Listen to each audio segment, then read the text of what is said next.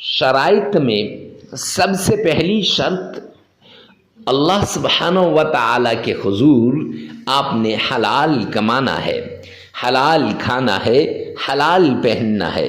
क्यों? सरवर कौनैन ने फरमाया अल कासिबो हबीबुल्लाह, मेहनती अल्लाह का दोस्त है, और आपने मेहनत करनी है। और दूसरी एक हदीस पाक में सरवर कौनैन ने फरमाया जो शख्स हराम का एक लुकमा खाता है तो 40 दिन तक उसकी कोई इबादत कबूल नहीं होती, न नमाज कबूल होती है, न उसकी और कोई इबादत कबूल होती है। तो मुअज़्ज़ज़ समीन किराम, अगर आपने हराम खा लिया तो फिर आपकी इबादत कबूल नहीं होंगी, तो वज़ाइफ कहाँ से असर करेंगे? तो वज़ाइफ के मुअस्सर होने के लिए पहली शर्त हलाल कमाना, हलाल खाना, हलाल पीना और हलाल पहनना है। तो इसलिए आपने पहली शर्त पर अमल करते हुए हलाल कमाना है, हलाल खाना है और हलाल पहनना है। दूसरी शर्त, आपने नमाज की पाबंदी करनी है।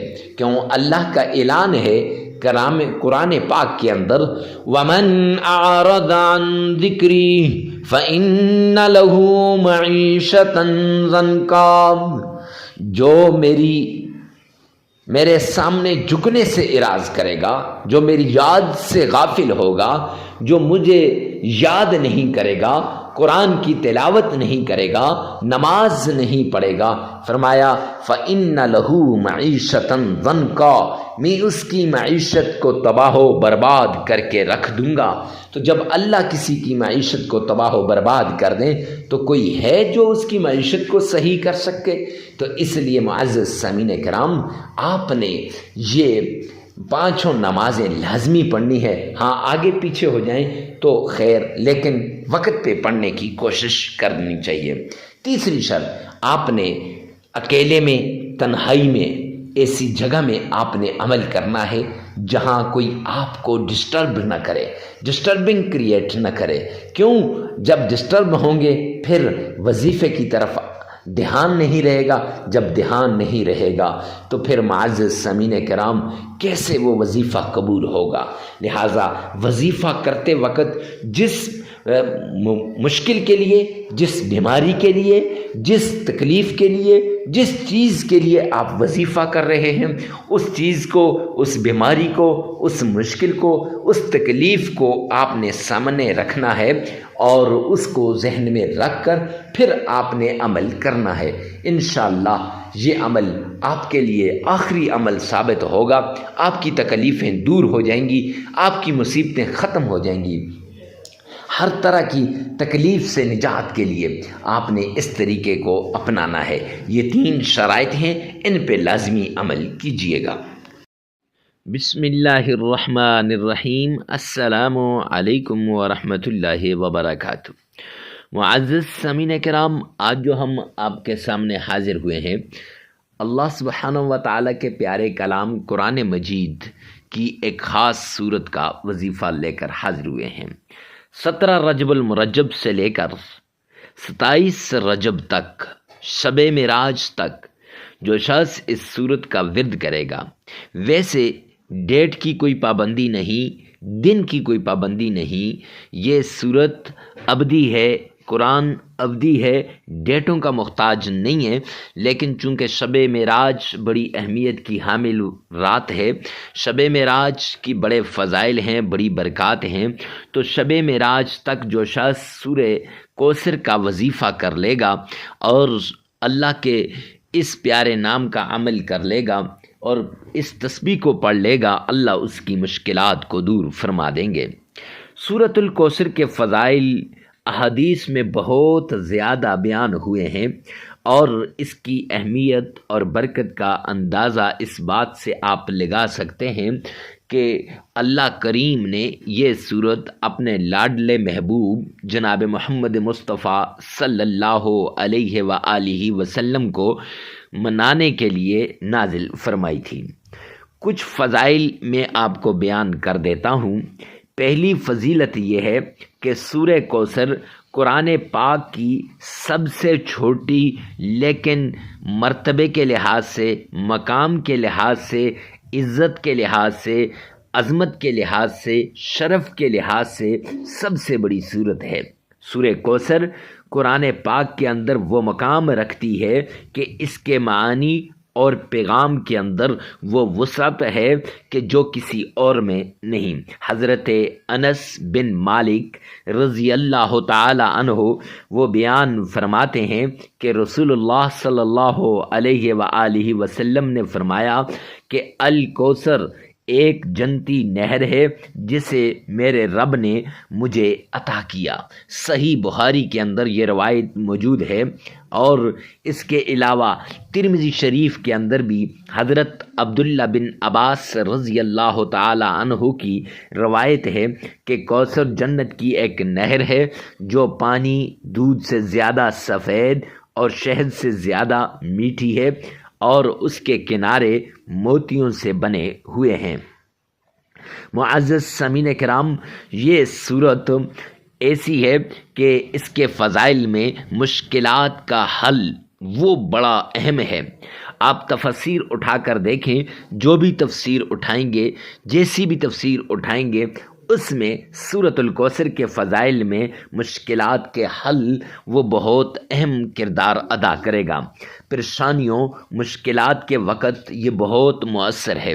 آپ جتنی بڑی پریشانی کے اندر مبتلا کیوں نہ ہوں، آپ جتنی بڑی مشکلات کے اندر گھرے کیوں نہ ہوں، یہ صورت آپ پڑھیں گے تو یہ اللہ کی نعمتوں، اللہ کی عظمتوں، اللہ کی رحمتوں کو یاد دلاتی ہے، اور آپ کی پریشانیوں کو، آپ کی مشکلات کو دور کرتی ہے۔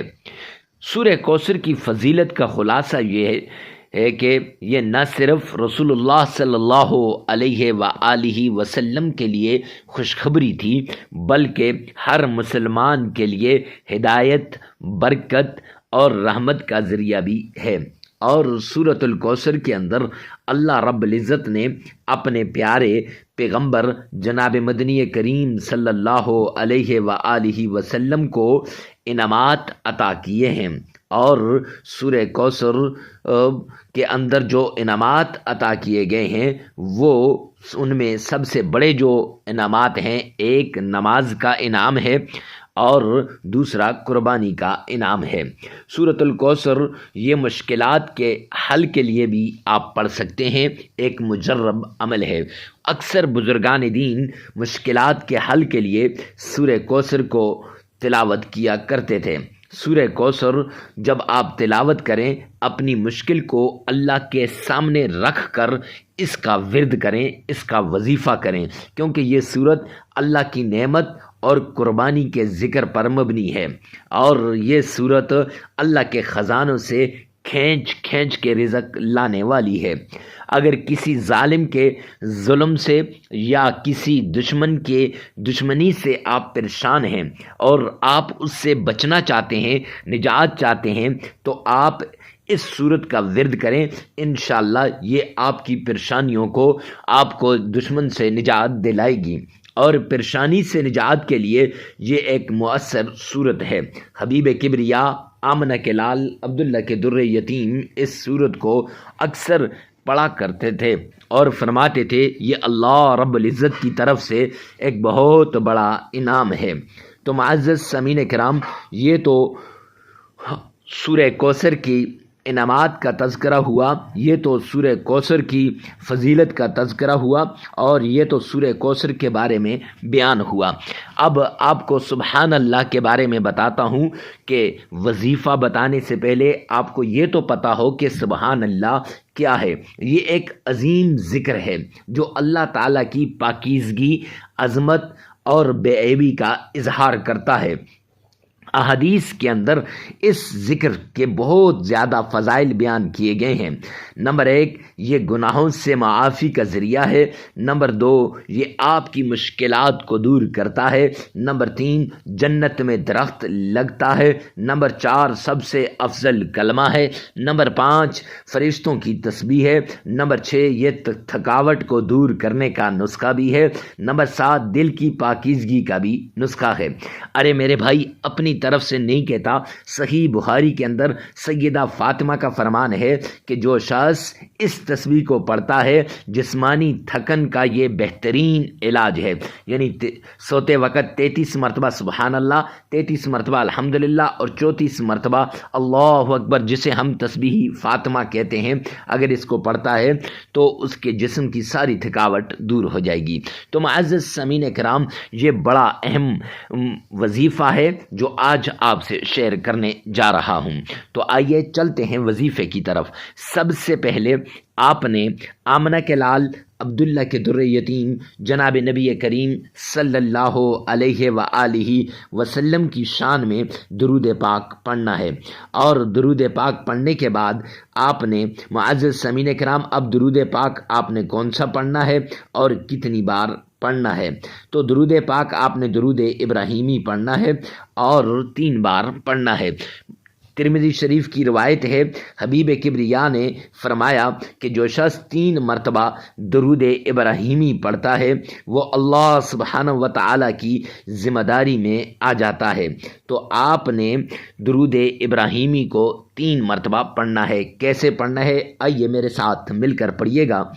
اللہم صلی علی محمد وعلی آل محمد كما صليت على إبراهيم وعلى آل إبراهيم إنك حميد مجيد اللهم بارك على محمد وعلى آل محمد كما باركت على إبراهيم وعلى آل إبراهيم